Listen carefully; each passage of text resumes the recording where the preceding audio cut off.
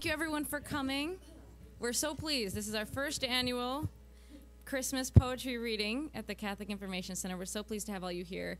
This is just one of the many things we're hoping to continue the arts and culture at the Catholic Information Center, and this is one of our ways to start off the new liturgical year. And so we're very pleased to have a lot of readers here tonight. I'll have Jody Bottom, author of The Christmas Plains, most recently introduce all these readers. And thank you all for coming. We hope you'll join us afterwards for a reception of Yuletide festivities. I think we have... Whose cell phone is ringing? I think we have as many readers as we have listeners, which means we're doing this almost entirely for ourselves, which is, of course, the best kind of thing to do.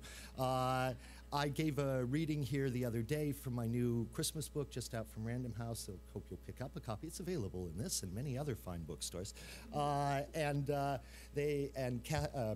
Mary Rose asked me if I would put together a poetry reading for Christmas, and I thought what would be a lot of fun would to get some of the fun, interesting people here in town together and have them read poems of either of their own or from the Christmas canon. And so that's what we're off doing today.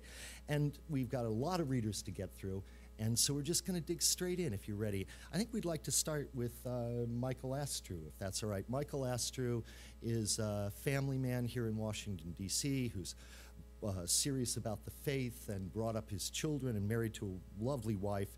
In his spare time, he's Commissioner of Social Security while he's not busy running one of the largest financial institutions in the world. He's a prize-winning poet. He's won the Wilbur Prize.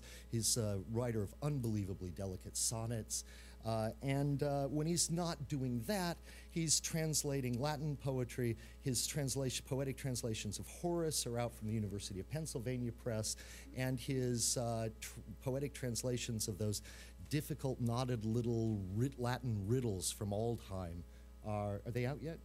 But will be forthcoming from the University of Toronto Press, all under his pen name A.M. Juster. So I hope you'll join me in welcoming Mike for our first reading.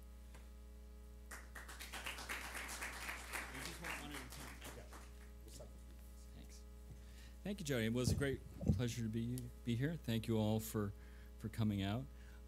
One of the great pleasures of my life is in the last 10 years, I've got to know America's greatest poet, and I've heard him read and talk about this poem where he explained he was trying to write in the vein of the great Christmas hymns without using any of the well-worn images that are associated with many of those poems and songs, which is actually, I think, a much greater challenge than I could take on. So this is Richard Wilbur's A Christmas Hymn. A stable lamp is lighted, whose glow shall wake the sky. The stars shall bend their voices, and every stone shall cry, and every stone shall cry, and straw like gold shall shine. A barn shall harbor heaven, a stall become a shrine. This child through David's city shall in triumph by. The palm shall strew its branches, and every stone shall cry, and every stone shall cry, though heavy, dull, and dumb, and lie within the roadway to pave his kingdom come.